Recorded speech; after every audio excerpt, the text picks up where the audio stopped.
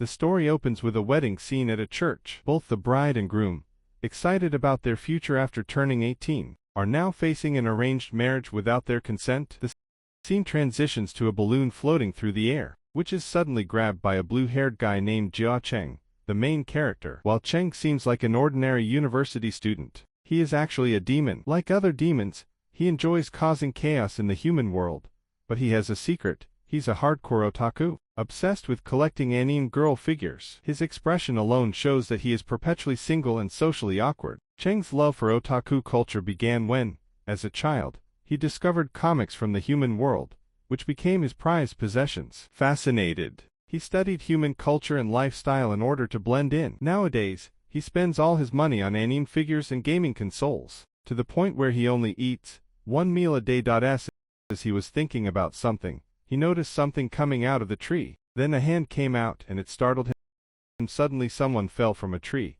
It was coming too fast, and he was standing right under it. So he tries to catch it with all his strength. He grabs her, but they both fall to the ground with a loud voice. He was trying to comprehend what had happened, but he realized it was a girl, and she was now on top of him. But our main character is not into 3D girls, so he puts the girl under the tree and asks her to pay for getting his clothes dirty. She opens her eyes, glances at him, and then sleeps again. But he was not going to give up on money, so he asked her again. But her stomach starts making noise which pisses him off. If it was a murder mystery manhwa, then he had used other methods, but it is wholesome romance manhwa. So he takes her to a restaurant to feed him. She was enjoying her food, but Cheng was not happy with this situation. According to him, he is happy he met a cute girl like her, but he is not happy to work harder, and his demon sense is telling him not to be involved with this girl. She thanked him for the food and he said it was not a big deal. She explained to him she was looking for someone, but she got tired, that is why she was sleeping on a tree. But she was having some terrifying thoughts, which he also sensed something, and decided not to ask anything else. Not to be involved any further, he tries to leave, but she stops him, and tells him her name, which is Yushanshan, and she was too close to him. She also asks his name, but he tries to avoid this question. She asks if he is so-called partner of justice, but he denies it. She thanks him again, and leaves the place.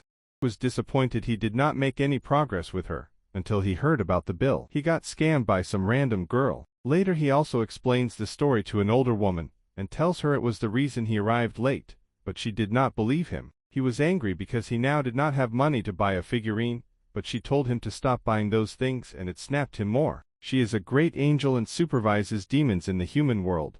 That's why he asks for her forgiveness. It depends on the score given by a great angel which demon will live in the human world or not. He is desperate to live there, so he begs her not to lower his score, but she wants something in return. She is definitely a demon, Cheng thought. While Angel was leaving, she got a call. She smirked after hearing something. She was looking forward to the future of his demon student, and she was excited about what going to happen next. A few days later, Cheng was feeling down. He had no money to buy his beloved anime figurines, and worse, he hadn't eaten all day.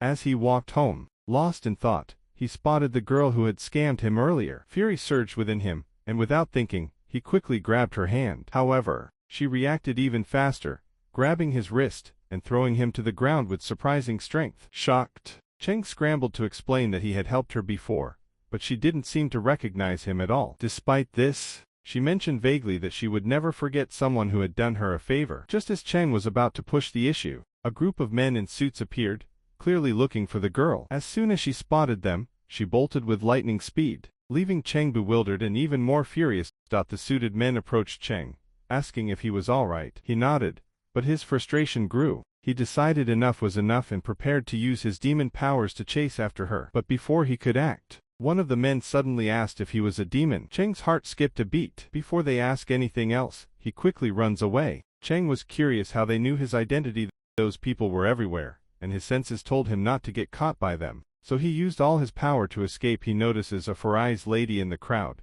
He realizes something is wrong. The lady attacks him, but he dodges the attack because he knew she was going to attack. Other men also found him, so he started running away. Cheng thought, why are those angels trying to catch him? He come to the conclusion that he failed the exam, so they came here to take him to the demon world. But he was not going to give up so easily. He tried everything to escape them because he did not want to leave the human world. There was a dead end, but he used walls to escape from them, and he managed to do it. He was making fun of them. but suddenly the same girl came from the other side. They both look into each other's eyes with a surprised look, because they knew what is going to happen next. They both collided and fell into the garbage. One person updated his other people that he caught both of them, although he was also confused by their stupidity. They were both lying on the ground unconscious. When the girl opened her eyes, she was still hazy, and started looking around, but she suddenly got jump scares from a fry lady. She asks her what is happening here, and why she is here. She advises her to calm down and tells about Cheng, who finally wakes up, but she does not recognize him. The four-eyes lady was about to say something, but she suddenly launched toward Cheng to attack him. Cheng, who was trying to comprehend the situation, saw her fist which was about to hit him. He dodges the attack, but he is now scared. He gets furious and asks the reason for her attack. She tells him to shut up and die. Cheng tells the Four Eyes that she is the girl who scammed him a few days ago, but Cheng did not like her response because she had not believed him before. Four Eyes puts her hand on the girl's shoulders and explains the situation first. She told him her name. I did not use her name before, but now I will call her Sean for the rest of the video. Anyways, the Four Eyes lady also tells him she is going to turn 18 this year, and she is an angel just like her, and she is also his future wife. Cheng was confused after hearing the explanation. He asks why he has to marry an angel. Sean also refuses to marry him, and even calls him ugly, which is a fatal blow for Cheng. Cheng was not going to keep quiet, so he tells her she is 18 years old but still looks like a middle schooler, and also has a flat chest. Four Eyes tries to break up the argument, telling them this marriage is crucial for peace between demons and angels, but neither of them seems interested in listening. Cheng asks why this marriage was decided without his permission.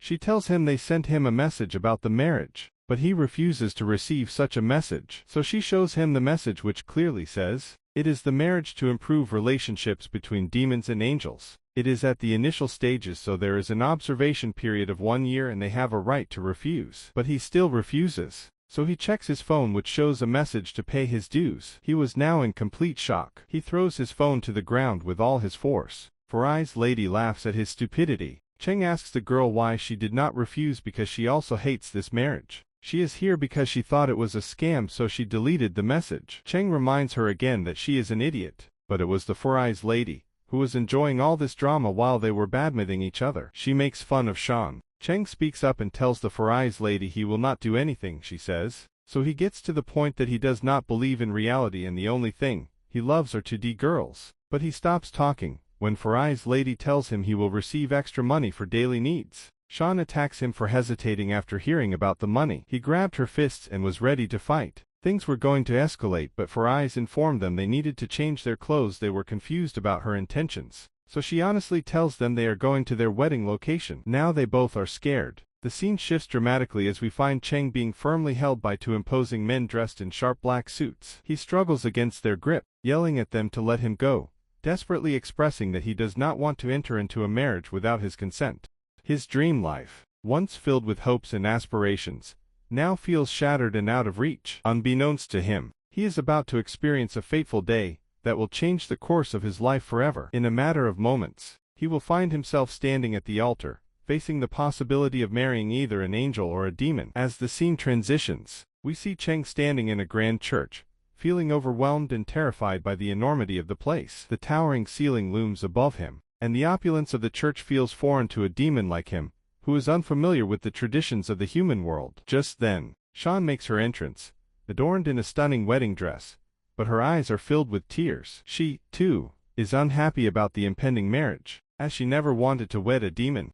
Cheng can't help but gaze at her, captivated by her beauty, and in a moment of vulnerability, he calls her cute. The Four Eyes lady, standing nearby, overhears his compliment and chimes in, insisting that he would be gaining something special by marrying such a charming girl. Despite his feelings of animosity towards her for orchestrating this disastrous situation, Cheng reluctantly agrees, but he soon regains his composure and confronts her directly, demanding to know why she is present. She coolly informs him that she is presiding over the marriage ceremony, even going so far as to don a cosplay priest outfit for the occasion. Cheng, feeling cornered, just wants to escape from this ridiculous predicament. Unfortunately, his fate now lies entirely in the hands of the Four Eyes lady. The church scene unfolds much like the opening of the manhwa we've witnessed before. Our main character and heroine are poised to be wed without their consent, caught in a situation beyond their control. The priest begins reciting the traditional vows, prompting the groom to respond with a reluctant, I do. But to Cheng's dismay, it's a fake voice. The black-suited man standing ominously behind him has spoken for him. Next, the priest turns to the bride, asking if she will accept the groom as her husband. Shan, feeling the pressure, also replies with the hollow, I do, though her voice is equally manipulated. This is the first moment we clearly see the black-suited man's presence, and it sends chills down Cheng's spine. The priest instructs them to exchange rings, but the act is devoid of love. Instead, it's driven by immense pressure from their captors, leaving both Cheng and Shan in tears, silently pleading for help. Finally, the priest announces the last step, a kiss to seal their union. As the two men grip their heads tightly, Cheng and Shan instinctively try to repel each other, employing a magnetic force that only serves to escalate the tension.